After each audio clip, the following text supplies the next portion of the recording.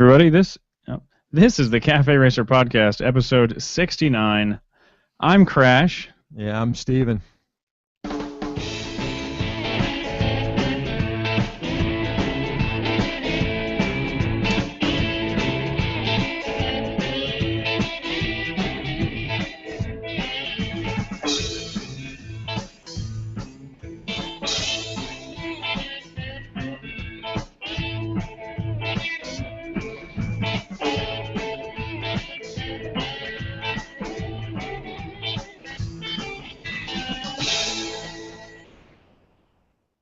You know, it just wouldn't be an episode intro if I didn't manage to botch it somehow. I think that's our trademark. It is. It's like our shtick. Screwing up the intro, yeah. So we've got a special guest today, Steve, don't we? Yeah, we got my buddy Dan Newcomb, president of the Vintage Iron Club in Palm Beach, El Presidente, and he's going to hang with us for a little while and talk about the upcoming show that the club's got going on here in South Florida, and just chat for a little while before he's got to split. I know he's got a pretty young baby at home, right? Oh yeah. Thanks for having me on. Welcome to the show, man. Thanks, man. So Dan finally Dan's got a killer bike, and I put pictures of it on the page. It's a 74, right? 76. 76 CB750F that's green and black. It's got the prettiest paint job I've ever seen. But that thing's been sidelined for a while, hasn't it? Yeah, it's been my biggest nightmare build in my life. It was supposed to be about a 6-month build, turned into a year build, turned into a 2-year build. Right, and the biggest problem happened to be like what was supposed to be a high-performance add-on, right? Yeah, exactly. The Electron carburetors, I couldn't get them street-worthy, I guess. It was great for a drag strip, but it wasn't very good for the streets, so it was a big stumbling block for a while trying to get it running right. So. What is that?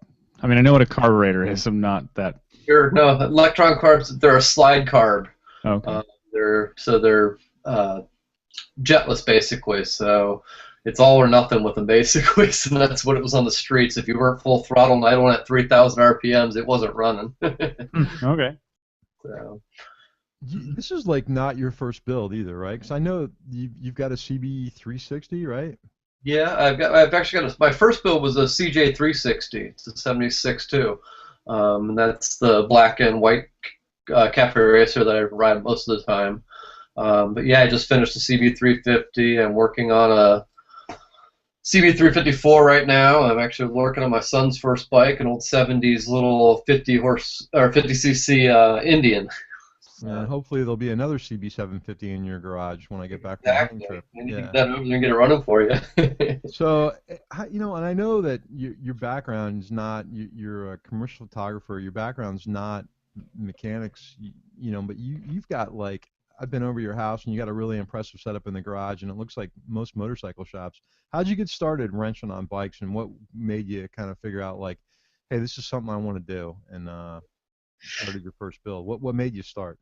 What really got me into it is I've always restored cars with my dad, and years ago I decided I was going to restore my first car, so I bought a '69 Vet, and that took me 4 years to restore in a garage, which is an absolute nightmare to restore a frame off in a little local garage.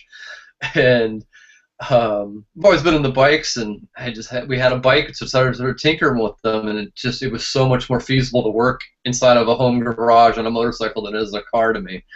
So I just took everything I learned from my dad working on cars, and it dumped it into something that was more feasible to do. Right. Yeah, just kind of one thing led to another, right? Oh yeah. Little tornado the past 5 years here. And so you also have a modern classic too, right? I'm sorry? You also have a modern classic as well, don't you, motorcycle? Oh, yeah. Mm-hmm. Yep. And you got a Thruxton, but it has a particular theme to it, doesn't it? Oh yeah. It's got my Star Wars theme. Everything in my life's Star Wars. Nice. I don't know if you can see it. I'll pick it up. My wife got me this little Darth Vader guy for Christmas, so I don't know how you feel, to go off on a brief tangent, I don't know how you feel about the prequels, but This guy came as Anakin Skywalker, but had the helmet and whatnot. And the first thing I did was yank him out of the box and get him in his Darth Vader getup because I don't want to look at Anakin's face. You guys are a couple. You guys are a couple of Star Wars nerds. Crash actually has a pair of what are they, Vans? Crash with Darth Vader's face. I on do, them? yeah. Yeah. Yeah, there's some Vans slip-ons. There's like a whole Star Wars line of Vans shoes, and I have the Darth Vader slip-ons. That's okay. Outside here, I've got 2 curio cabinets that got over 500 Star Wars figures in them. So. Yeah, you guys can talk after the show, man. Yeah, seriously. All right, so we got some. You sent out an email the other day from the club that we have some really exciting news about. So I'll just kind of tell the people who haven't heard me talk about it in the past, but last year we had Iron and Clematis was the first year, and for a first-year show, we had an absolutely incredible turnout. I did a couple broadcasts from the show, and it was amazing for a first-year show. And we kind of had it in conjunction on a second day with some parade laps at Palm Beach International Raceway. But tell us what's going to be going on this year, because it's kind of doubled in size, hasn't it? Oh yeah, we took another basically city block of Rosemary, so now we're taking the Clematis and Rosemary. Basically, it's like a big T. The show will be this year, so we'll have a lot more space, so we can spread the bikes out, not have them all doubled up, and actually be able to move around some of the bikes. But yeah, we'll have a lot of the same themes that we had last year. We'll have the pinup contest. We'll have trophies for different categories of bikes. We have a lot more live music this year. The show's longer. It's from 12 to 9. And then our big added feature that we found out yesterday that got all approved is we hired the Globe of Death motorcycle stunt act, where the guys race around inside the Globe of Death there, that big metal cage. So we're very excited about that. Is that the same one that was at Barber? Yeah, same exact one. It's the oldest. It's the original one, and it's the oldest running one that's been continuously owned by the same family. This is like the great-great-grandson. The first one started almost 100 years ago. So. Yeah, I saw that 2 years ago at Barber and was completely impressed. Between that and the Wall of Death was absolutely amazing. Yeah, we started to get the Wall of Death. It just wouldn't fit in that intersection. Yeah, that's it's not really conducive to a big crowd, because people kind of have to go up there and look. This thing you can see at 360 degrees, and it's pretty cool. How many bikes are you expecting this year? We're expecting over 300. So we had 250 last year, and we turned away at least 50 bikes last year. And we've got almost 150 registered already. We only had 50 bikes registered last year, so the pre-registration's that high. I'm worried it's going to show up day of. Yeah, and here I was a year and a half ago, worried that there was no vintage or cafe racer scene in South Florida, right? Yeah, right. Yeah. No, I'm looking forward to it. It's going to be cool. You want to tell the people, the listeners, also too about there's a bike that you guys are raffling off, right? Oh yeah, it's 1974 R96 Cafe Racer. It was donated by Bernard Allen from Santiago Choppers and Rocket Man Radio. They donated the bike to us, and we're raffling that off for CCI.org. That's Canine Companions for Independence. Yeah, I'll be happy to get that out of my garage and give it to somebody that wants to win that thing fast here, because it's taking up all my room. Does somebody have to be present to win it? No, you do not have to be present to win the bike. We'll have it in the show notes to buy a raffle ticket now if they want. If you want to buy the raffle tickets, you got to go to vintageironclub.org. You can register your bikes there and buy raffle tickets. All right, cool. I know we got people from all over Florida last year too. So if you're listening and you're in Florida or Georgia, or you just want to make a trip to South Florida, this would be a lot of fun. Downtown West Palm Beach is a nice place. Nightclubs, and it's a cool place to hang out. And there's plenty of hotels in the area too. So you want to come and hang out with us, you'll have a good time. Definitely. There's going to be over 40 vendors there, and they're coming from all over. We're going to come as far as Pittsburgh, one of the vendors. So it's going to be a great show. Yeah, maybe we can even try to organize a ride on Sunday, you think? Yeah, we're talking about it with the tourism board, and they're going to do something maybe down at Bradley's for a breakfast maybe. So. Yeah, good. All right, man, that's going to be a lot of fun. Yeah. So, Crash, there was something we were going to talk about. I got an email. Dan, you can kind of weigh in on this if you want. Something we talked about last episode on the show was how crappy the stock lights are on a vintage bike, like for the Hmm. tail light or the turn signal. And we were kind of talking about replacement LED modules. Have you had any experience using those in the stock housing of the bike? Not in the stock housing, no. Yeah, it, Sure you know, haven't. 90% of the time we tear off the signals and put on our own anyway. So. well, Yeah. this is the thing is not if you're not like if you want to keep the bike looking vintage, keep it Sure. completely 100%. Like my bike's not a vintage bike, but it's rare, and I wanted to keep it looking the same as it was without changing anything. And I got an email from a guy named Roland Cannon, and he said he's tried several LED replacements. He says he's got 18 sets of various colors, at least 10 different styles, most eBay, made in China, and he writes they're all garbage. Yeah. Several won't stay lit, and if they do, they're not bright. And he says the best thing for these are super bright normal bulbs. They cost about $5 for the set. They're bluish colored, white, and are very bright. I think I'm going to try that right off the bat instead of because some of the ones that you had sent me, Chris, were like $50. Yeah. Yeah, I think it's kind of expensive. I mean, if they were to work, it might be something that I'd look Yeah, into. because But I've tried to put them in the 360 before, and I've had the same exact problems. They're just either aren't bright or what they don't last more than a week or so, and then they somehow short out inside the system. So so these bright white bulbs he's talking about, are they hotter than normal? the bright light bulbs, Yeah. I'm not sure about that. I'm talking about the LEDs. Now I know the LEDs, depending on which ones they are, can generate some heat. And Right. I noticed the way it's like the ones from the company that Crash was talking about, they actually have a heat shield on them. Oh yeah. Pay some of that, yeah. But like I said, those aren't the eBay kind. Those were like $50 for a bulb. Right. And I don't know. I'm gonna have to try them though because that rear tail light on that bike is, even with the hitting the brake light on there, it's pretty dark.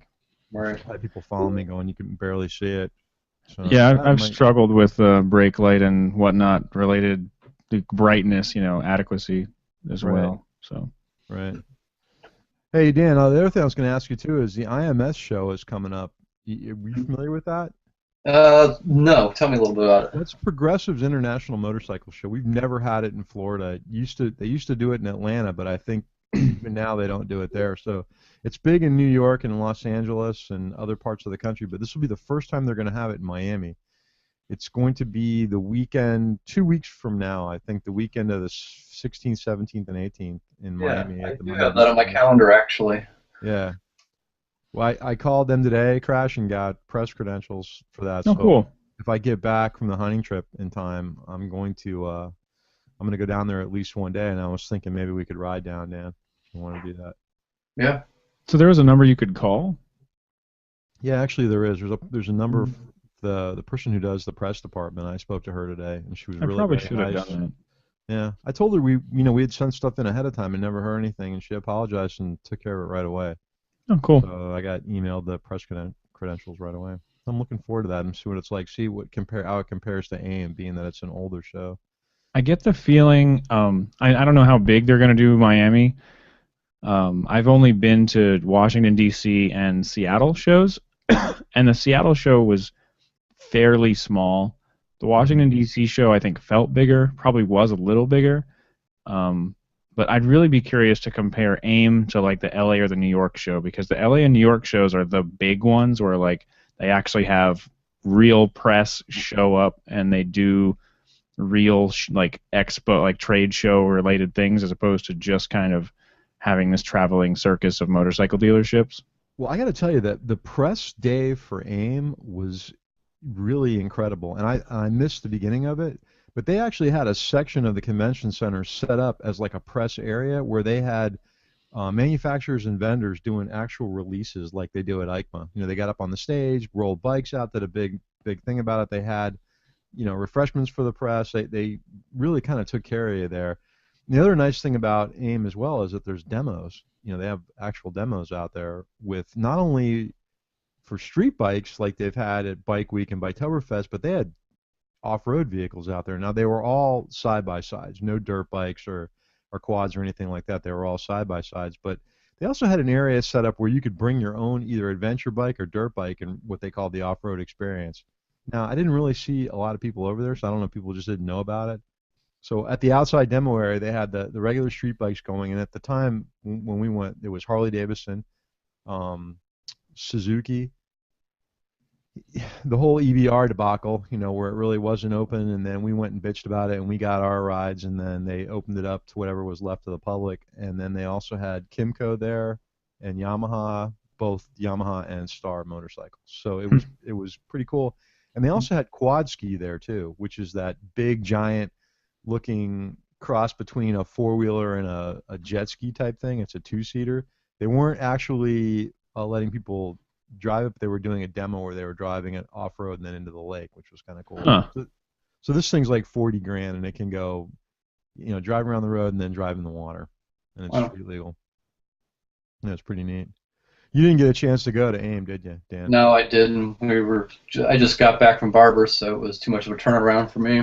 Yeah, and that's one of the reasons why I didn't go to Barber, was just trying to jam everything in that 3-week period. But it was cool. Next year should be even better. They say they've already got people that have re-registered now right after this show. Sure. But IMS, like Crash said, the New York and LA one, they're like big industry shows. Do they do a San Diego one as well or not? No, just the closest one to me is the Long Beach one, the LA one. Right. Which is the one that I was traveling to Guam during it, so. Right. Yeah, you had a lot of fun out in Guam, didn't you? Mm. Yeah, that's pretty funny. It's great. I mean, Guam was fine. I just, I'd have rather been at home. So I gotta tell you too, this weekend I went to Sunday. They had there's a guy on Facebook that does a Brit bike breakfast thing, and I went last weekend and threw a couple pictures up on the page, but I went again this weekend, and there was a guy there riding an Enfield Bullet, which, the first time I went there, I thought it was an old one, like a '59 Bullet. Mm-hmm. And I asked the guy this time, I'm like, hey, how old is that thing? And he said 2007. So it was the first time I've actually seen one of those up close. And yeah, did you realize that was a new bike, Dan? I wondered, because every time I've ever seen one, they fooled me. Yeah. Yeah, it was kind of funny. The guy looked vintage, Oh, yeah. solidly vintage. But the bike, when I first looked at it, I really couldn't tell. Yeah, from what I've heard, the stuff's completely interchangeable on those bikes too, from the old ones. They haven't changed anything in years. Yeah, it's not like the Continental GT where you can see a lot of modern parts on it. It looks like a modern bike that's been made to look like, it kind of reminds me of the styling they did on the V7. But the Bullet, man, it just looked like an old bike. You looked at the carburetor on it and all the connections and everything. It looked like the guy had, put new stuff on an old bike. It's pretty wild. Mm-hmm. You seen one, Crash? I've seen a couple. I saw like a military-styled one. I think you can buy it this way. It was all kind of olive drab paint. And it fooled me too. I was like, oh, that's a cool old. Wait, that looks too nice to be old. I got real close and. The other thing that kind of threw me off, I don't know a whole lot about the history of Royal Enfield, but on the head tube it says "Made in England" on it.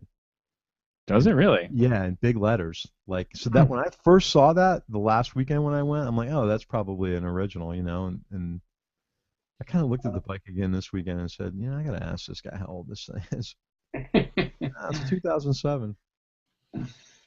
So you guys went and you showed up for this thing. How was your ride afterwards? Because I didn't go.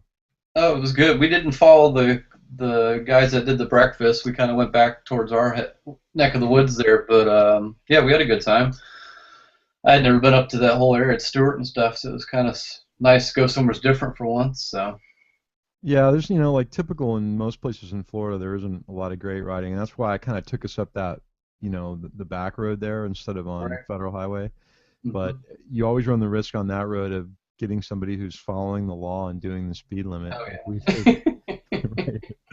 So where I wanted to go 75 on a 35, they were doing 35. Did I just say that? No, I didn't say it. No. It was fun though. It was good to get out. It was a nice day out. Good to get out and just ride. The whole weekend was fun with everybody. Yeah. Went to the brew house, all that stuff. It was just a good riding weekend. So. Yeah, we went out the night before, Crash, the brew house gallery that oh yeah. AJ owns, and it was a really nice night out, and the bike was running good, and I had a good time. We saw a really cool band there. That, as a matter of fact, they're going to be at the show, right? Yeah, they're going to be at the big show in February. They're actually going to be at the meet tomorrow night too, because we've hired them as the house band over at Longboards now. They're the band's called Slip and the Spinouts, right? Yep. Yeah, it's a pretty and Slip's kind of a wild looking guy, and the funny thing is that I was watching him play and I'm looking at the bass player and I'm like, that guy looks like Lee Rocker from the Stray Cats. And he kind of has like glasses like Lee, and he's got the hair like him when Lee was younger, but it was kind of cool. It was This good Slip time. looks like he stepped out of a 50s biker movie. I mean, he lives that style. He looks like it 24 hours a day. It's funny. He looks like a cross between Elvis and James Dean, doesn't he? Yeah, totally. Yeah. Yeah, and he kind of, I mean, he, like Dan said, it's amazing. The guy looks like he walked off a makeup chair from a movie set. Like, Nice. like he was on the Wild Ones, and he came out. Absolutely. From makeup. Yeah. And not to mention, the guy's a great musician. The music was good, but I think they had the volume turned down a little bit too much the other night. Yeah, I think they were trying not to blow everybody out of there. Yeah. Yeah, it was cool. We had a good time. So what have you been doing? Crash anything? Well, I went out. So for the holiday time, I took some time off work, almost 2 weeks, and I went out to Arizona. I rode my motorcycle out there, and right before I left, I was kind of looking at the weather, and I said, I'm gonna go to Cycle Gear and buy like their Sedici house brand heated jacket liner, just in case. So Right. put it on, got everything hooked up, and headed out there the next day. Didn't even turn it on until the very end of the day, and I didn't need it then. I just turned it on because I had the novelty. And then on the way home, I got snowed on. Yeah, I got that text from this. Says, I just rode through the snow. I live in San Diego. I'm 20 minutes from the border of Mexico, and I got snowed on riding back from Arizona, which was just really strange. I couldn't have been happier with my last-minute purchase, though. Like, I cranked the heat up to max on that thing and just, took it nice and easy. I didn't. There wasn't like ice on the roads. The snow wasn't sticking particularly bad, but there was definitely a lot of like slushy crap beside the roads. So I was still kind of worried that I might hit some unseen patch of ice. So I was pretty taking it pretty easy. But What was the coldest temperature it got? I want to say it was right around 30s. I didn't really have an opportunity. The thing is, I had planned a couple of routes home because I wanted to have some fun on my ride home. I took a ride out. When I rode out there, I took a couple of fun highways, and then I was stuck on the 8 for a little while because it's almost unavoidable. And then I got off the 8 as soon as I could and had a little bit more fun on the way there.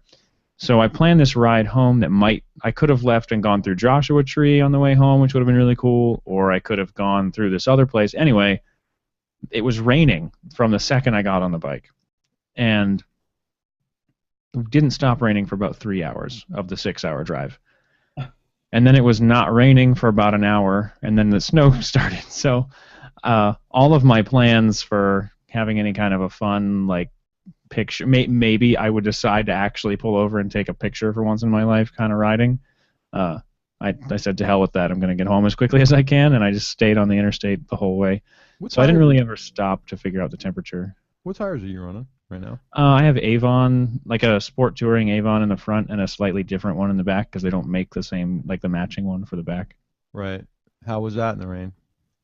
They're great in the rain. I haven't ever had any problems with them. My only real issue is I wish my rear tire lasted a little longer. It's an Avon Azzaro, and in the size that I'm using, it's pretty much the best option for, in my opinion, it's the best option if you want a radial tire, not a bias ply tire, in the 140, 80, 17 size. Because there's not a whole lot. There's only a handful of tires in that size. Right.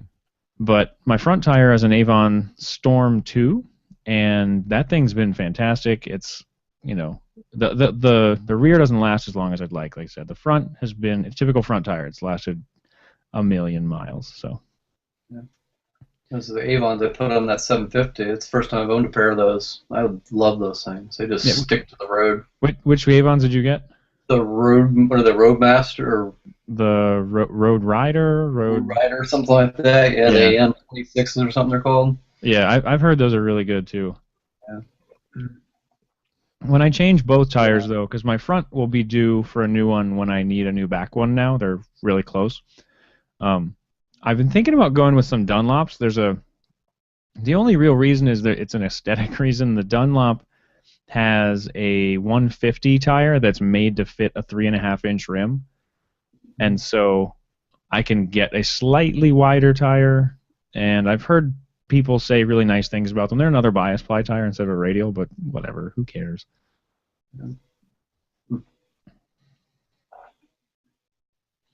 So yeah, that was my only real riding. I know the last time we recorded, I said I'm going to go on a ride the next weekend, and that didn't actually happen. One of my friend's boyfriend woke up really late, and then we never actually went riding. So I went and bought motorcycle stuff instead. Hey, can you hear me? Can you hear Chris? I can now. You guys hear me still? I can hear you. Yep. Yeah, your video seems to be My, frozen. my video. Yeah, everything's kind of frozen right now, but it's okay. I can still hear you guys, and you can hear me, so we'll just keep blabbing away. But Yeah. there was another question I had about that trip, because I got, when you sent me, so just to tell these guys, we both kind of use the app Living Social that we were turned on to. Oh, Riding at the Social? Overland Expo, and it's Riding Social. I'm sorry, Living Social is something else. Or coupons, but app. So yeah, your bandwidth That seems to they be doing do. some funny stuff. But I can talk a little bit about it, and hopefully your internet connection will improve in the meantime. So, Riding Social is Butler Maps app and also like social network for motorcycle riders. And if you have any experience with Butler Maps, they've got these really cool waterproof, tear-resistant maps that have highlighted routes on them in different colors. So, there's different levels of how good that particular route is from the motorcycling standpoint. And the Riding Social app is on a place where you can go, you can plan out your route, you can share it with your friends, and if you are willing to pay for like the app membership, which is basically like $8.99 a month or something like that, then you don't need the paper maps to figure out what the highlighted routes are. It just has them right there on the screen for you. And that was how I had planned my routes home. I'd used a couple of different. I'd looked at the map that they had, and I'd used a couple of different routes that they had recommended as being particularly good, and so that was kind of how I planned things out. And I think it would have worked fine if I had actually decided to use any of those routes. The other cool thing about it is right now, if you use GPS to travel by motorcycle and you want to plan out your route, it's kind of janky to go from Google Maps to a file your GPS can use, but Riding Social does that on its own. You can just click a button and it makes a file your GPS can use. So when you sent me that route, can you hear me? Yep. Chris? Are you hearing me? Mm-hmm. When you sent me that route, it looked pretty twisty road. Is that the way it all hiding back from there, or was it kind of a straight shot what you finally ended up doing? Oh, I just went straight, like no twisty anything.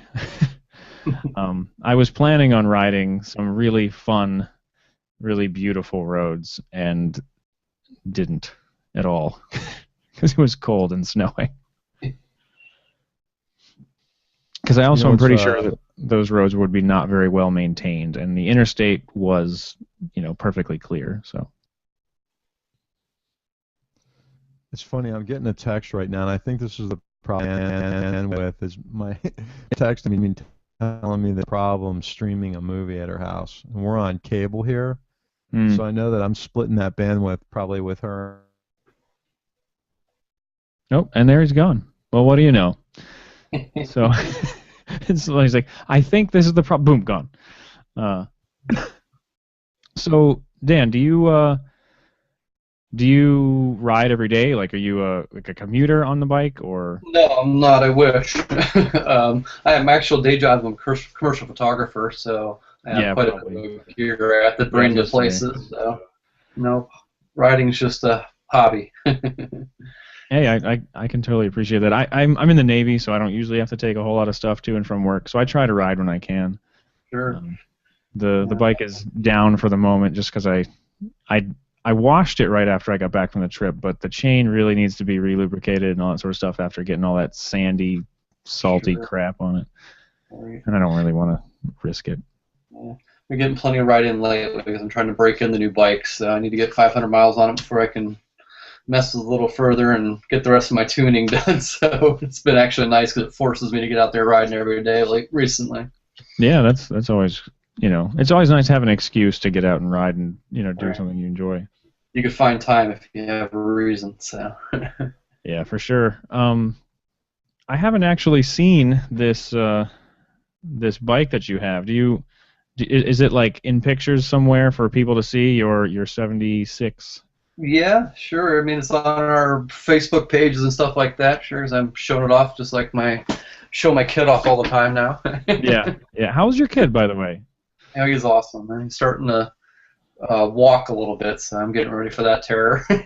Yeah. How old? He's 10 months. I'm actually 11 now, so. Nice. I have a 3-year-old son, and my wife is due in about 5 weeks. Oh wow! Congratulations. So yeah, thanks. So that's going to be pretty interesting. Kind of exciting and terrifying at the same time. Sure. And then I mean the kid, like the one who's here right now, like I don't want to kind of like scare you or anything, but like 2-year-olds have nothing on 3-year-olds.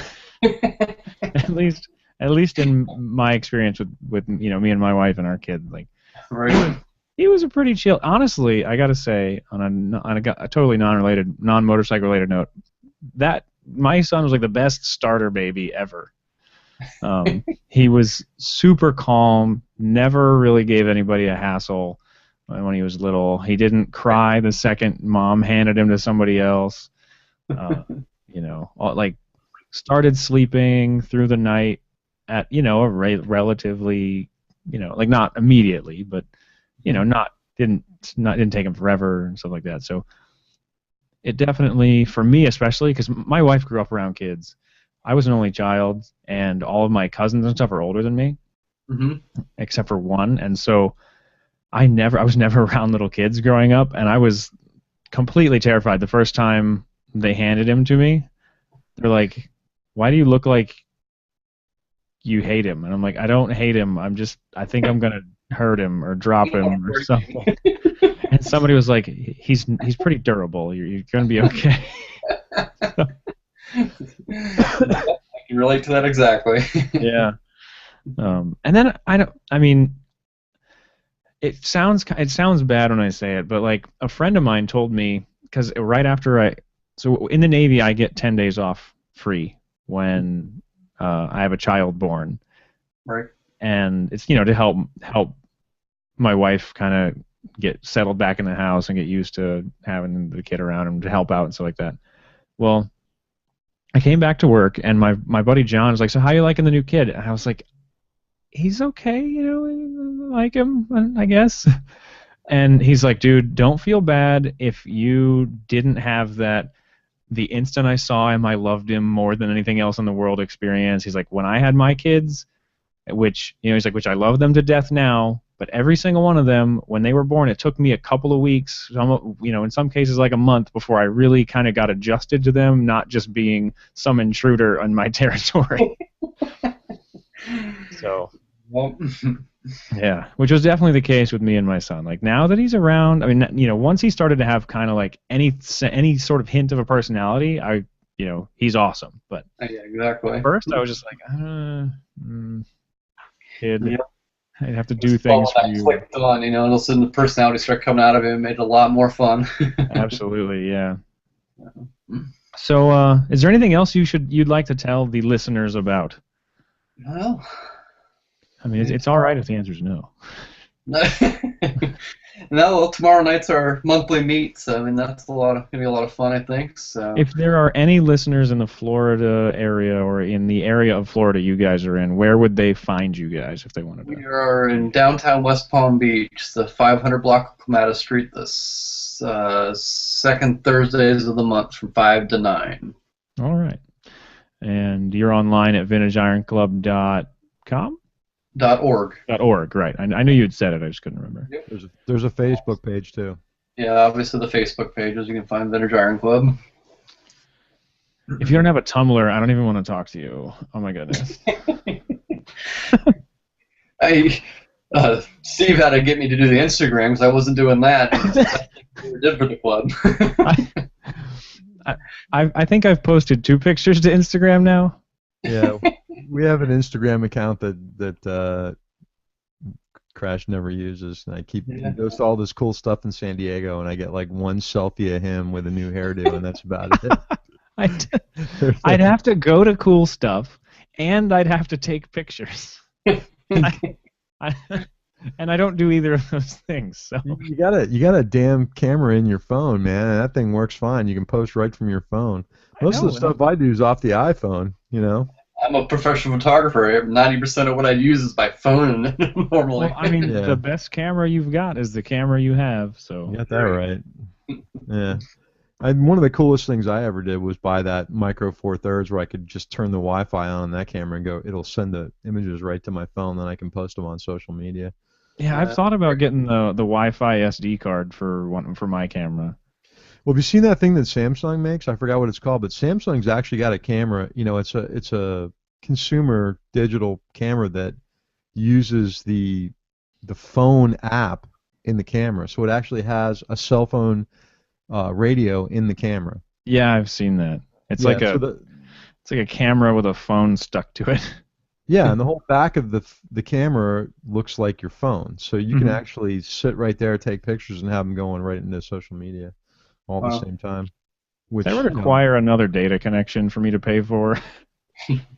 And I'm by no means a cheap bastard, but I'm not paying Verizon another dime that I don't have to. Well, then the next step past that is it's being sold in Europe right now, and I forgot what manufacturer's making it, but it's a phone. So imagine an iPhone, you know, but instead of having this little tiny lens on it, it's got an actual big round camera lens on it. So it's still a phone, you know, you can make calls on it and everything, and your data connection could be your actual cell if you're paying data charges through your cell line, but it's got a proper lens on there, and you know, with decent resolution. I think it's like 16 megapixel, but they're only selling them in Europe right now. They'll be in the States probably in a year or so. It's kind of cool. Speaking of gadgets, Crash, you got something new, didn't you? I did. I'm surprised you haven't gotten yours yet, but maybe I'm just closer to where they shipped from. We've been talking for a little while about Sena Bluetooth and how we both use the SMH10 and how they were going to be sending us a 20S, their newest Bluetooth communication device. And mine arrived today, so ta-da! Happy birthday to me.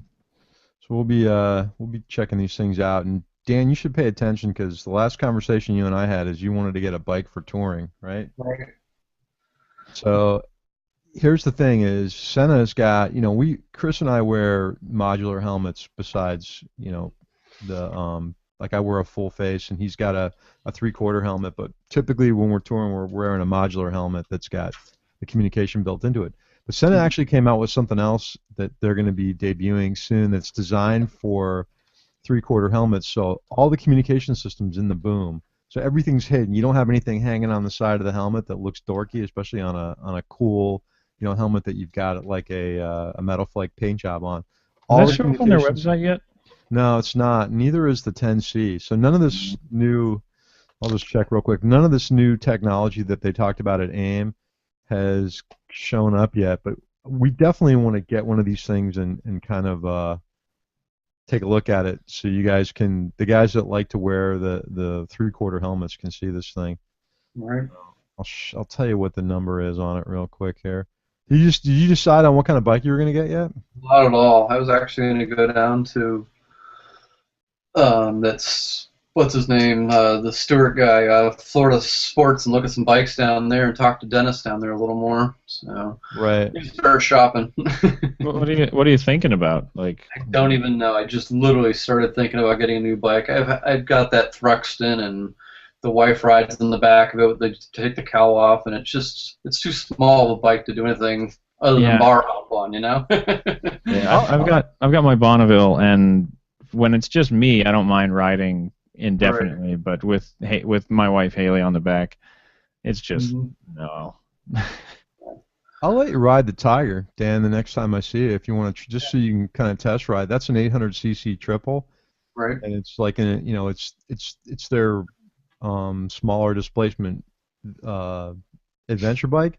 Mm-hmm. They make a 1200 as well too, called an Explorer. But the guys I know that have had the 1200, like Jim from MSTA, they really didn't like the bike. It's kind of top heavy, and he had a bunch of mechanical problems with it. He's actually, I think he's trading his in or selling it and getting a Yamaha Super Tenere. But yeah, I don't know if the Tiger's a style of bike you like, or if you like something that's more like a sport tourer. But just take it for a ride and see what you think. You know. Definitely. It's really smooth, and the triple motor is really nice. And once you learn how to shift that bike, because the clutch on there requires like just a tiny bit of activation, and it's super smooth, and you kind of keep the RPMs up when you shift it, and it's got a great transmission in it too. It's just not my cup of tea. It's Lisa's bike. She doesn't really ride it, but you'll kind of at least it'll give you an idea what Triumph's triples are like on that platform. Yeah, appreciate it. I'm kind of in love with them, the triples. Yeah. Did you test ride the big one at all? Me? Yeah. I've gotten about, I want to say 5 to 10 minutes on the 1200, the Explorer, and the thing that I kept getting distracted by, which I'm sure I would get used to, was just how ridiculously easy the throttle was to twist. It's a ride-by-wire throttle, and it didn't have that familiar resistance that a cable throttle has. Right. And so I was really fixated on that. Didn't have long enough with it to get used to that. So it's hard for me to comment much about the rest of it, other than the windshield wasn't tall enough, and I mean I'm 6 feet tall, so I'm not huge, but that's not uncommon. And then everything else, ergos seemed okay. I'm not like the most amazing, spectacular rider, so it felt okay to me. A little top heavy, for sure. I mean, as soon as I got on it, that was kind of the first thing I noticed, was just the way it handled. You know, the power was nice, but and I like the fact that it comes with cruise control stock, which I wish my bike had for the cross country stuff. You know, the throttle lock's really not. It's just to take your hand off the throttle for a minute or two and do something. I mean, mostly I use the wrist rest, the thumb breaker, but I wish it had cruise. It would kind of be neat. You know, maybe I get myself in trouble with it. I don't know, but I after a while, your wrist starts to hurt. I mean, there's a bunch of bikes out there too, Dan. I don't know what you're looking for. If you want something that's more of a cruiser style or a power cruiser, I know you were talking about doing more 2-up touring. Mm-hmm. So, I honestly have no idea what direction I want to go. Being able to ride stuff is always helpful in a lot of those places. Then it'll let you ride it. But Dennis down there said he'd let me ride anything down there. So it's like an example and a feel for what I want. It's funny too, because when you think that you want something until you get on it and ride it. And, oh, sure. I had a V-Strom for like 11 years, and I was really excited about testing the new DL1000. And when I got on it at AIM, I was like, kind of like really underimpressed, and just like, I don't know, I like my older one better than this. So and then a bike I thought I wasn't gonna like, which was the EBR, I fell in love with. That reminds me, Crash, I had a little phone conversation with EBR the other day too, about the possibility of getting one of the first AXs when they come out. Yeah. Yeah. So I don't know how much you know about EBR, Dan. You ever heard of them? No. So it's what happened after Eric Buell separated his relationship with Harley Davidson. Mm-hmm. And I found something out interesting I didn't know, Crash, is that Harley Davidson still owns the name Buell. Yeah. And they won't give up the rights to Eric for that. And I guess it's because, they're still servicing the bikes and probably selling some sort of whatever parts that they have left in their inventory. But they can't use that name. So whenever we talk, I've been kind of using EBR and Buell interchangeably, but they're really not the same. So What EBR is, Dan, is a company called Eric Buell Racing, and it was formed after the divorce of Eric Buell and Harley Davidson. And the first bike that they kind of came out with was a $40,000 all carbon fiber platform for racing. Mhm. And then they came in with a street bike that was an RX, that was the more affordable version of that RS bike, a little bit different motor. And then they came out with a naked version called the SX. And they're talking about releasing sometime probably in 2016 a adventure bike, more sport tour adventure bike, like a Ducati Multistrada called an AX. That bike, I got a chance to ride it at AIM. It's 185 horsepower at the rear wheel. Wow. Yeah, it's amazing, and the technology in it's really amazing too. But they've got an SX up at Florida Sports Cycles, and if Dennis will let you take a test ride on it, you owe it to yourself just to ride the bike. Yeah. It might not be your cup of tea on the SX, but you got to get a feel for the thing. It's amazing. Yeah, sure. And then you'll probably want to buy one. So. Good deal. All right, guys. I have to split here. I've got to go make lunches for my son for tomorrow for his school. So. All right. Well, you could have lied and said you had to go rebuild the bike in the garage or start a new project. Yeah. It's something a little cooler, right? Right. Gotta go turn the wrench the rest of the night. There is nothing bad about being a decent father, for crying out loud. Thanks again, guys. I appreciate it all. Dan, take thanks care. for I'll talk to you when I get back. Talk soon. Bye-bye. See ya. That was cool. It was nice. Yeah, that was good. It was nice to have Dan here while your connection took a big old fat poo. Dude, I don't know what's going on here. I'm going to be calling Comcast tomorrow. And it's, like I said, it's funny. I don't know if you heard me say this or not. My neighbor's texting me wanting to know the name of the website where she can check her internet speed because she's trying to stream movies on Netflix right now. That's probably why I crashed. She's probably got a whole queue of movies loaded up. And maybe. Yeah, it's funny you mentioned the speed test thing because, like, again, not motorcycle related, but I have Cox internet now, and I pay for the. Yeah, I see that smirk on your face. I see it. But my buddy sent me a message like he was getting a really low speed down, and I pay for like 100 megabit per second down, and typically, they're like, oh yeah, that's your, the bandwidth you're gonna get, and then if you go to the speed test thing and you run a speed test, it's usually like way lower. And every time I've done that since I got this particular provider, it's been above what they tell me I'm going to get. Like, so I'm giving them $100 a month for internet alone. Like, I don't have cable or anything else. I just have internet, and it's $100 a month, and I get, according to them, 100 meg down.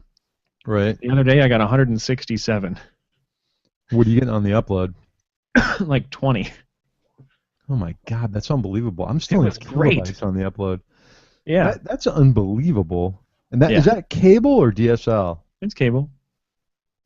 Because cable. Correct me if I'm wrong, but you're sharing that with everybody in your node, right? You're sharing the bandwidth with everybody. You're kind of sharing the internet with everybody, no matter what you use.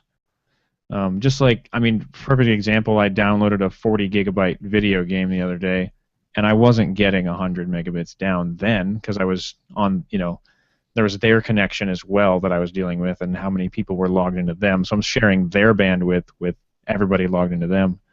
I still got like 16 down. Yeah, I'm running a test right now, even though we're doing this on video. I'm just curious to see what it's going to do, but yeah, it really makes me crazy when you pay for something that you're not getting. Like I guess there's a national lawsuit with AT&T right now where they were throttling their unlimited customers. Yeah. So in this thing, it's like from time to time during the day we'll lose the internet connection completely. You won't get anything. So I don't know. It's kind of really pissing me off. Lately, I've been, it's the same thing with the wireless provider too. I switched from one provider to another, and they showed me the coverage map. This was the whole thing. I'm going to go off on a tirade now about this, but the only reason I switched is because the coverage map showed that I had LTE or 4G speeds at my house. Mm-hmm. I get the phone, I turn it on, I set everything up, and it says no service. So I figure, okay, it's in the house. I walk outside, no service. Finally they've admitted to me that yeah, we sent engineers out there and the coverage map is wrong. Did they, out of curiosity, did they offer to give you any sort of like signal booster thing for your house? Yeah, the first thing they started with was the Wi-Fi signal, or for the cellular signal booster. And because there's no service outside, maybe one bar, yeah, it doesn't work. So I was getting like 2 bars in the house. So on the Wi-Fi calling, it works pretty good. So they sent out a Wi-Fi booster, which for right now that works. But the problem is that my wife's phone doesn't do Wi-Fi calling. It's a 9.5. So we'll see what happens. The next thing here. Yeah, I think you've experienced my terrible cell phone service at my house, and I have a similar situation. If you look at the coverage map, I'm right in the middle. Right. And I called Verizon, and because I looked online and it looked like they wanted $250 for their little signal booster thing. I'm like, I'm not going to pay these fools any more money. And I called them and they're like, oh yeah, we'll just send an engineer by your house. He'll run a little test, and if they concur that your signal is crap, then we'll foot the bill for the network extender. So it looks like they're going to do that. I don't know when I'll get the actual network extender thing, but we'll see how it works. Pretty much everybody I've talked to have said the same thing, that they've gotten the thing free of charge. Yeah. No, I'm getting download at 21 and upload it in like 9.3. That's not bad. No, not really. It wasn't like that 4 minutes ago though. No, it was like 0. Right. So I looked on Cena's website, and what they've got out is the 3S. So that's the one we were talking about. All right. I gotta look this up. Yeah, Cena makes this thing called the 3S. So if you're wearing a 3/4 helmet, you can still benefit to have communication without having something hanging off the side of your helmet. And the 3S looks like it might be the way to go. It's listed as a headset and intercom for scooters and motorcycles too. That's pretty cool. Yeah, the 10C's not listed yet, and I'm really kind of excited about seeing that. And then they've got a couple other new things coming out too. Yeah, so just to sort of show the few people that are going to view this thing, I don't know, honestly, I don't know what a regular Sena SMH10 came. I don't know how one of those came in the package, because I didn't buy mine the traditional way. I bought the headphone compatible base, the mount bracket, separately, and then I bought a replacement Bluetooth module that just came by itself. It didn't come with all the extra stuff. And so mine basically came in like a blister pack.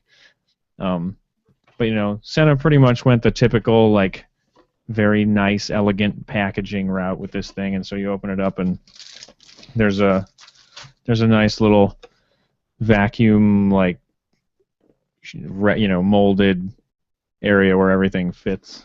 I think that's how mine came. Because I think when I bought mine, it was a dual set. I think.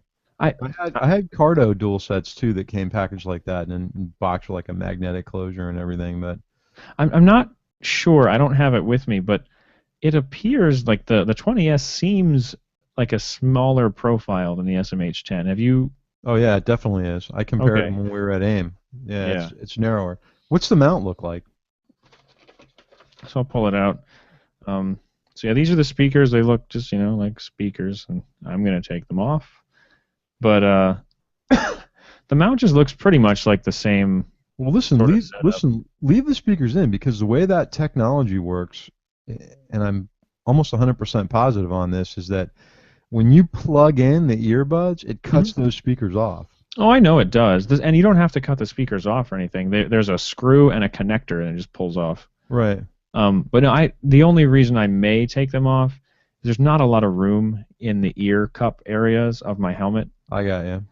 And so, like, to put these in, they would be pushing against my ears, which would be pushing against my earplugs, which would hurt. Yeah. No, I got you. I'll definitely try them out, since I have them, But I'm fairly certain I won't keep them. By the time I get back from Georgia, hopefully mine will be here, and we can kind of maybe try to record a conversation. Yeah, that would be cool. Yeah. And the mount is... there's a lot of stuff on here. It's a clip mount? Does it come with an adhesive mount as well, or not? I haven't pulled out the little tray. I just noticed something, and I forgot all about it when Rick was talking about it. But it has the headphone plug, Mm-hmm. for your headphones to listen right at sort of the front of the bracket, which is not what I expected. But then on the back, there's an aux port plug. So if you had like a regular, like 3.5 millimeter, 1/8 inch, whatever stereo, patch cable, like a lot of people have in their car or whatever, you could just plug your phone directly into it or your MP3 player directly into it. Ah, interesting. I remember him mentioning that now that I look at it. Yeah, the whole package looks a lot sleeker than the SMH10. Yeah. Even the microphone, I don't know if it has a little windshield hiding somewhere in the bottom of the tray, but the microphone has a very different shape to it now. It's got like this almost arrowhead sort of shape. Now, I believe that microphone also comes off too, doesn't it? It might. It looks like it does, actually. Yeah, there's a similar little screw, so maybe when you take the mount apart, the microphone pops out. Yeah, the reason behind that is you can run the remote mic. Oh, okay. Yeah, so there's a whole little like 2 compartments underneath that have it's almost other like accessories. It's almost like you're doing an unboxing. It is almost like I'm doing an unboxing. Almost. Except that nobody's actually going to see this. There's 3 people. There's 3 people that watch it, I think. Yeah. So yeah, it does. It comes with a remote mic. I didn't even know about that. So if you were going to run a remote mic for for something else, like or some. That's the way I run mine now. Oh, do you? Yeah, I have in the flip up Nolan. I have the SMH10 just sitting by itself, and then I have the remote mic velcroed in behind the cheek pad.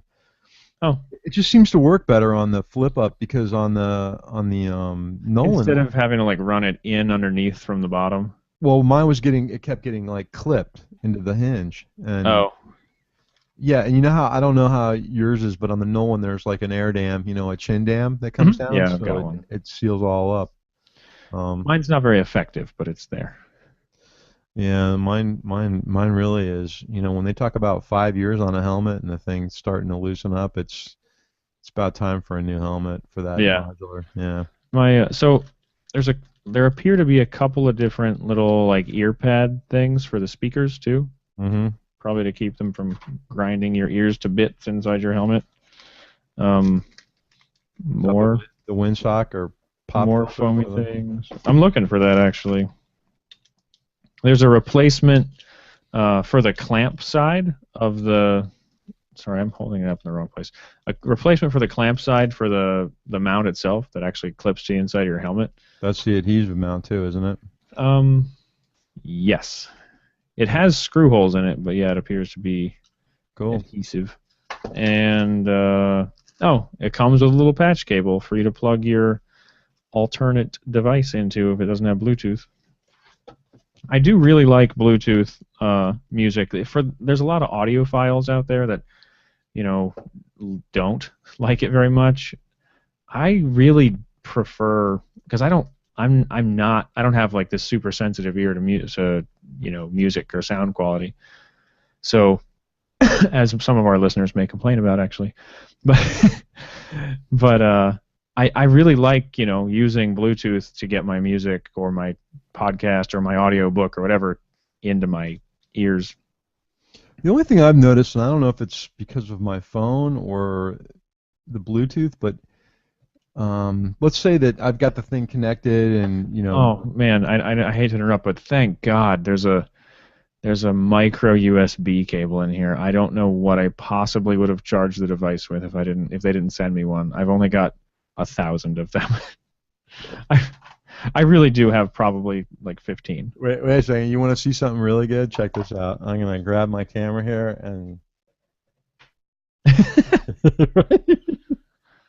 There's a desk full. I have a plethora of cables that are... So there's 4 wind socks, not just 1, not 2, not 3, but 4 wind socks for your microphone. Well, when they get all saturated with your gobby saliva spit on there, then you can... And a car charger for it. Seriously, wow. I really don't know why, but I'm not going to complain. Well, I got to tell you, you can actually plug that thing in, and that's probably long enough. So let's say you're on a trip and your battery dies on you. Oh yeah, I've done that. Plug it in while you're riding. Yeah. Yeah. You'd And need it'll the work. like car charger. If you had a car charger port on your bike, that would be perfect. If you had like a powerlet adapter like I do, you could get the There's an- adapter for There's this. an adapter, yeah. Um, or you could go full nerd, which I did, and I installed a USB charger in my triple clamp. That's not a bad idea, actually. It was remarkably simple. I could go on a spiel about USB charging standards, but I will say as much that How many Apple- watts is that? Apple it's 2.1 amps per it has two USB plugs and it's 2.1 amps per plug if you have an Apple device. If you don't have an Apple device that doesn't use the charging standard that Apple follows, then you just get 500 milliamps, which is enough to keep your device alive in most cases. If you're using a cell phone with GPS, it might still eat away at its battery, but it slows it down a lot. But you'll notice your phone gets really hot while it's trying to charge, but not charging fast enough. Hey, I use that Goal Zero charger.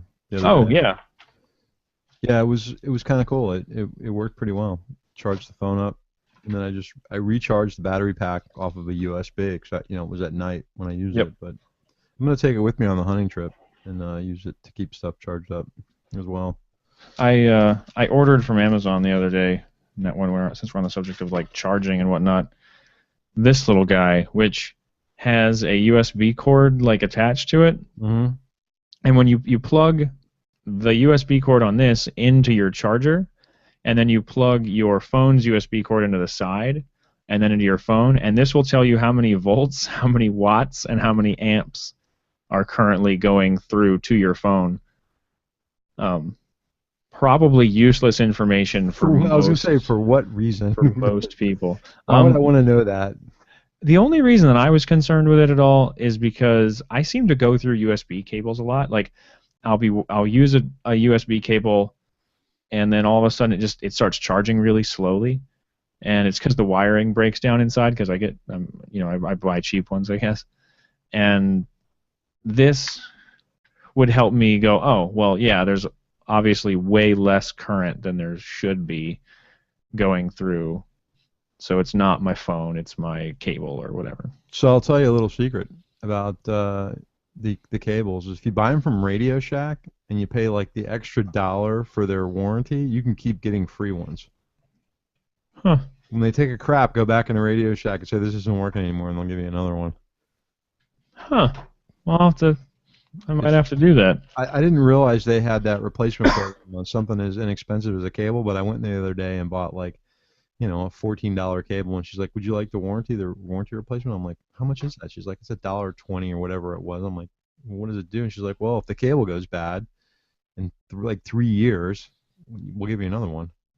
Oh, I'm so like, you mean "No." like when the cable goes bad 3 months from now? Right. Yeah, I'm like, "Okay, I'll do that. That sounds like a good idea." Yeah. All right, listen. Are you gonna be on the air with me tomorrow night? I feel like I didn't know you were going to be on the air tomorrow night. Yeah, the round table. Oh, yeah. I knew about that. Sorry. Okay. I completely forgot all about that. It's So- probably in my phone, but We're both going to be on the motorcycle roundtable that James from the Pace does, that we used to do kind of regularly, and then we took a break over the holidays. Actually, before that. So I think it's at 8 o'clock tomorrow night, right? it's at 6 o'clock my time, so it's 9 o'clock your time. 9 o'clock my time, and if I guess if you guys go to the Pace Podcast .net, I think it is, but just look for the motorcycle roundtable on Google Hangouts too. I want to say it's thepacepodcast.com. But Yeah, either way, look for the Pace Podcast, and you can watch live if you want, or you can yep.com. yeah, pacepodcast.com. James is going to be doing the motorcycle roundtable, so we'll be on there with probably some guys from Wheel Nerds, I'd suspect. And I believe so. Yes, I think, and I wouldn't. I think it might be both of them actually, both Wheel Nerds. good, it'll be fun. Something I don't even think I told you about. The other night, last week, it was Saturday night. I was on. I think the show went up this week. I was on a show called The Anxiety Party. It's my friend Kathy hosts this show. She started the show basically because she has a lot of social anxiety, and she had been encouraged to get out and talk to people more to kind of help, deal with that. And so what she does is she started a podcast interviewing people and getting them to talk about their social anxieties and stuff like that. So if you want to hear me talk about my issues with talking to people,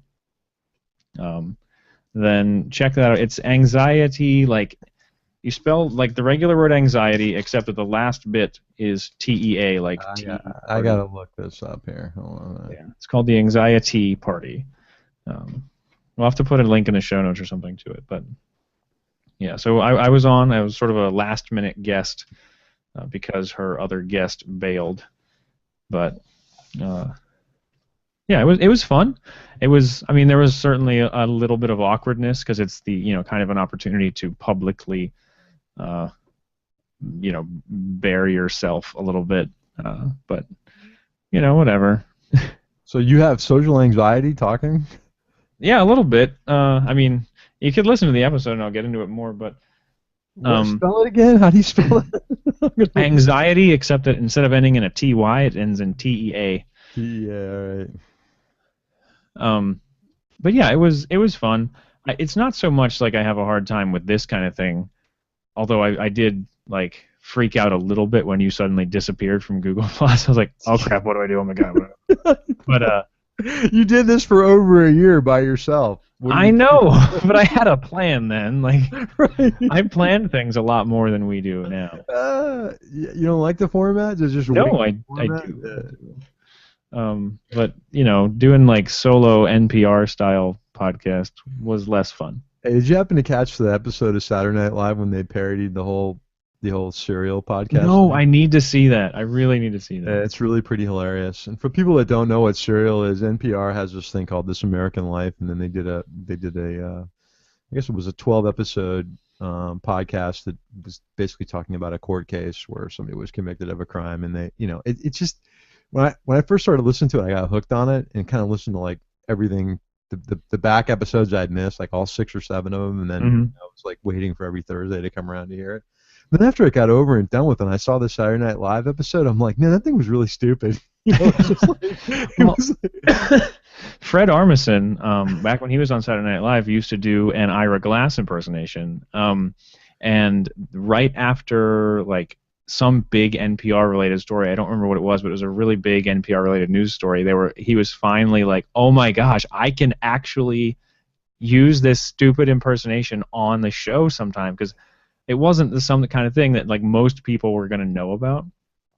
And so he was super excited. And then there's an episode of This American Life where Fred Armisen comes on and does the impersonation of the host of the show as the host of the show. Like, he hosts the show. That's pretty funny, actually.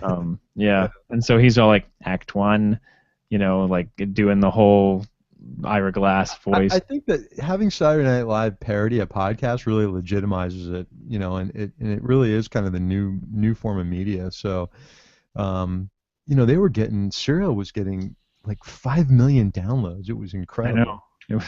But here's the thing that really blew me away about it. They were asking for money, like on one of the episodes. Yeah, like, they have a Patreon or something. Right? Please pay us to make it season 2.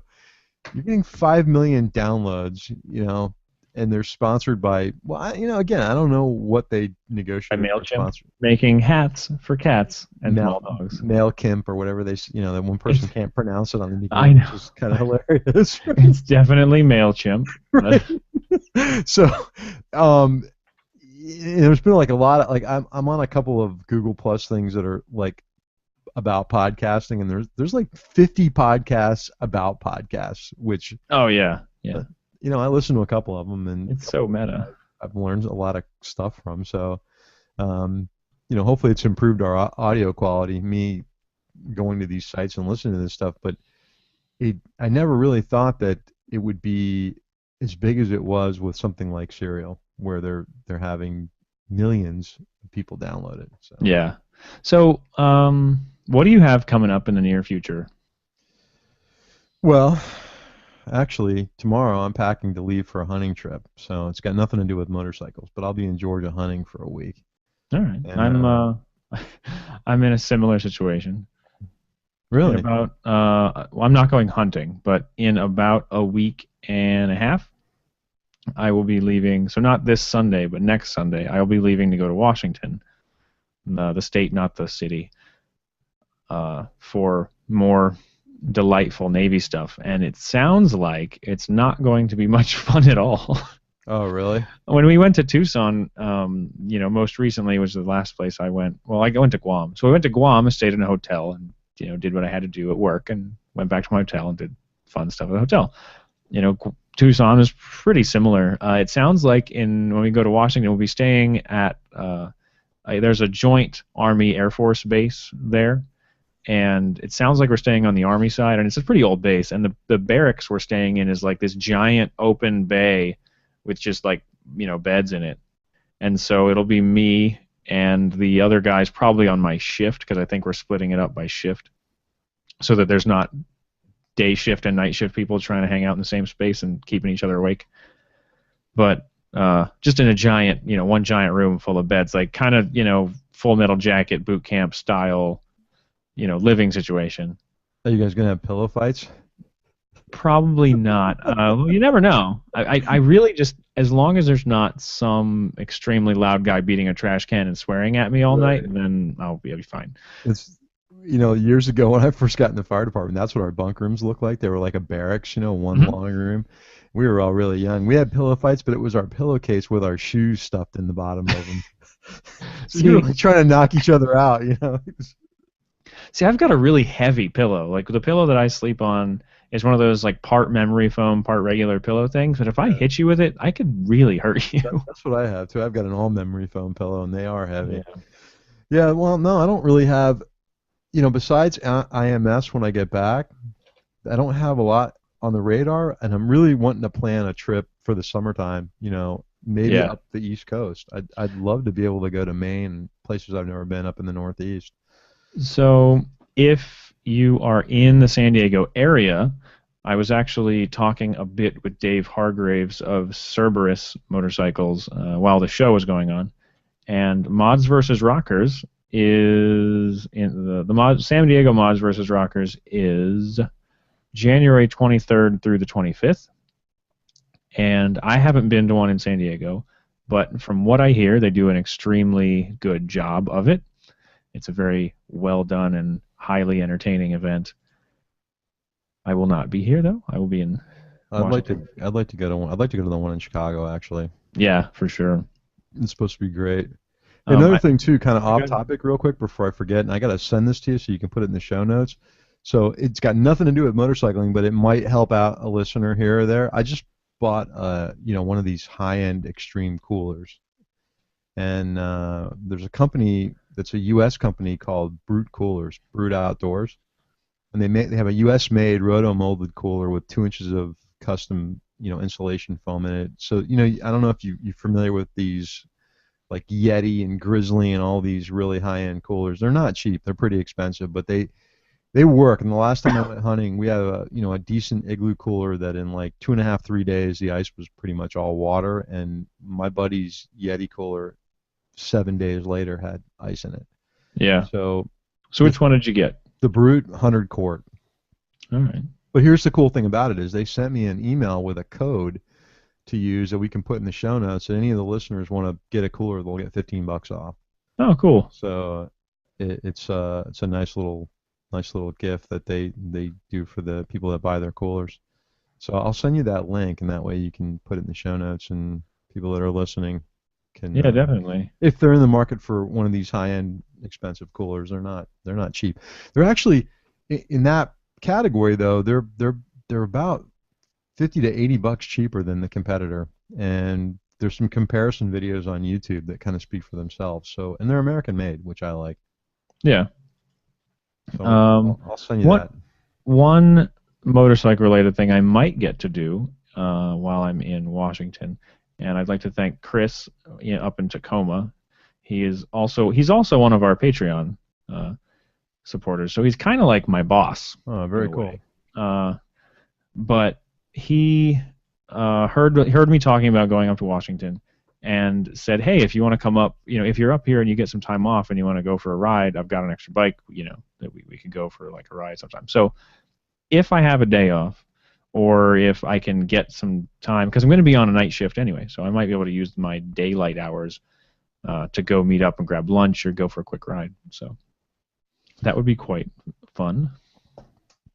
I was kind of like this originally when we planned this hunting trip, I was going to ride a motorcycle up there because my wife was going to be there for 2 weeks, and I was going to just ride up for the week, and then try to do a bunch of back roads riding. Because like where we hunt in Georgia, and I don't know how it is with most people, we hunt early morning and hunt in the evening. So during the day, most guys are like shacked out sleeping or doing maintenance around the camp. But I was hoping to bring the bike up there and get some back roads Georgia riding in, but Yeah. we cut the trip back to a week, so we're just driving together. But I will have a four-wheeler with me, so that'll be fun. Yeah. I'll cruise around on the Yamaha. I have a Yamaha Big Bear 400. Nice. I just sent you that link too. I saw that. So that'll go in the show notes if anybody's looking for a pricey yet extremely durable and extremely good cooling cooler. Then definitely check them out. Real quick, if it helps somebody out on the show, I'm happy. So yeah. Real quick, I'll thank our Patreon supporters. We've got Carl, the new guy. Thank you. Amira, David, Chris, James, Travis, and Rob. And if I meet up with Chris, I'll have met in some capacity 3 out of our 6 supporters, or out of our 7 supporters. So, and you've met Amira, so. Yeah, Amira's really cool. She's a club member, and she digs the show. So thank you to all of you. You help us put this together. So. Yeah, no, you don't know how much it means to us. We really appreciate it because it helps us with the expenses. And no matter what happens as far as Patreon's concerned, I promise that soon we'll be having swag in some form to be given to you guys. We're kind of working on a new logo and some new stuff coming up, but we want to thank you guys for supporting us. We just do this because we like motorcycles and like talking about motorcycles, and that's about it, really. Yeah, pretty much. So without further ado, I don't have anything else. Do you have anything else? No, I actually got to go start packing stuff to get ready. Tomorrow is going to be a day of travel. No, we're leaving Friday. Tomorrow I'm going to get the truck ready, so okay. I'm going to take it, get it all cleaned up and stuff in the morning, and pack it all, and then I'll hook the trailer up and load the four-wheeler and all that other garbage on there, and we'll be leaving early Friday morning. So I will be on the air with you tomorrow night. Yeah. I really need to make sure I remember. It's showing up on my phone now that I checked it. It's just one after today. I'll send you a text and remind you. Yeah. All right, man. All right. Well, without further ado, get out there and ride. See you guys.